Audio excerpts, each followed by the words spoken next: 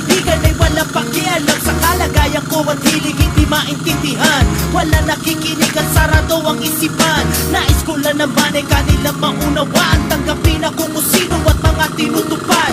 Handa kong harapin ang pagsubok kahit tuwan. Lahat ay kaya, basta't marunong magmahalin. Pamahagi ang biyaya sa harap ng may kapal. Ipaglaban ang talento na pinangahawakan. Kung ano ang dahilan sadyang hindi nila alam. Magulang